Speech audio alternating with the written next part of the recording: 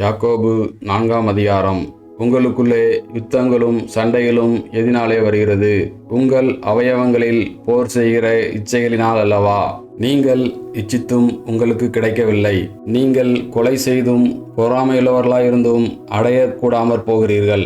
நீங்கள் சண்டையும் யுத்தமும் பண்ணியும் நீங்கள் விண்ணப்பம் பண்ணாமல் இருக்கிறதினாலே உங்களுக்கு சித்திக்கிறதில்லை. நீங்கள் விண்ணப்பம் பண்ணியும் உங்கள் இச்சைகளை நிறைவேற்றும்படி செலவழிக்க வேண்டுமென்று தகாதவிதமாய் விண்ணப்பம் பண்ணுகிறபடியினால் பெற்றுக்கொள்ளாமல் இருக்கிறீர்கள். விபசாரரே, விபசாரிகளே, உலக சிநேகம் தேவனுக்கு விரோதமான பகை என்று அறியீர்களா?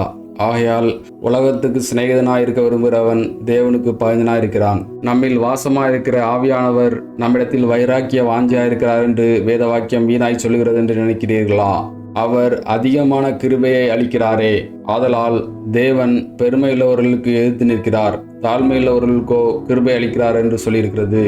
ஆகையால் தேவனுக்கு கீழ்ப்படிந்திருங்கள், பிசாசுக்கு எதிர்த்து நில்லுங்கள், அப்பொழுது அவன் உங்களை விட்டு ஓடி போவான்.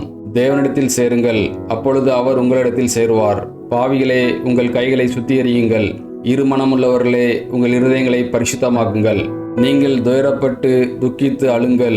உங்கள் நகைப்பு துக்கிப்பாகவும் உங்கள் சந்தோஷம் சஞ்சலமாகவும் மாறக்கடவது. கர்த்தருக்கு முன்பாக தாழ்மைப்படுங்கள், அப்பொழுது அவர் உங்களை உயர்த்துவார். சகோதரரே, ஒருவருக்கொருவர் விரோதமாய் பேசாதிருங்கள். சகோதரனுக்கு விரோதமாய் பேசி தன் சகோதரனை குற்றப்படுத்துகிறவன் நியாயப்பிரமாணத்துக்கு விரோதமாய் பேசி நியாயப்பிரமாணத்தை குற்றப்படுத்துகிறான். நியாயப்பிரமாணத்தை குற்றப்படுத்துவாயானால் நீ நியாயப்பிரமாணத்தின்படி செய்கிறவனாயிராமல் அதற்கு நியாயாதிபதியாயிருப்பாய். நியாயப்பிரமாணத்தை கட்டளையிடுகிறவர் ஒருவரே, அவரே ரட்சிக்கவும் அழிக்கவும் வல்லவர். மற்றவனை குற்றப்படுத்துவதற்கு நீ யார்? மேலும் நாங்கள் இன்றைக்கு அல்லது நாளைக்கு இன்ன பட்டணத்திற்கு போய் அங்கே 1 வருஷம் தங்கி வியாபாரம் செய்து சம்பாத்தியம் பண்ணுவோம் என்கிறவர்களே, கேளுங்கள். நாளைக்கு நடப்பது உங்களுக்கு தெரியாதே. உங்கள் ஜீவன் எப்படிப்பட்டது? கொஞ்ச காலம் தோன்றி பின்பு தோன்றாமற் போகிற புகை போல் இருக்கிறதே.